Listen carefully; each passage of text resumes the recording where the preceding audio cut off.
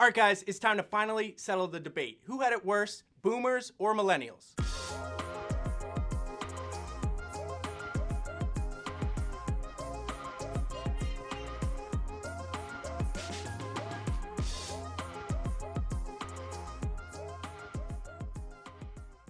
The Chris Lawlor team did the research, and this is what we found.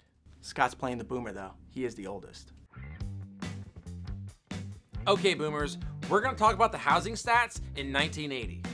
The average starting salary for a college graduate was $29,000, while the average home price was just shy of $60,000. Hold up, math time.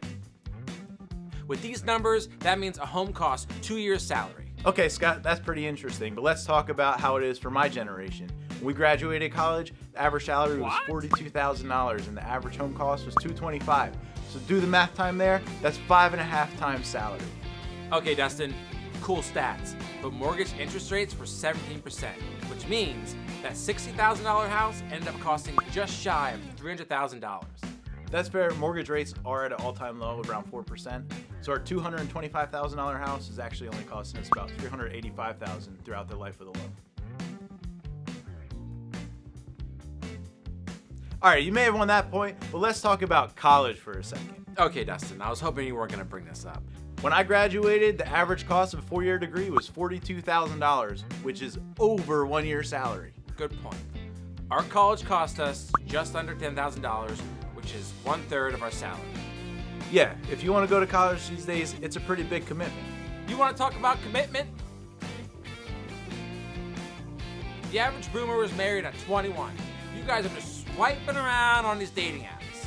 Not only were we marrying younger, we're purchasing our houses younger, and 75% of us were married before we purchased a house.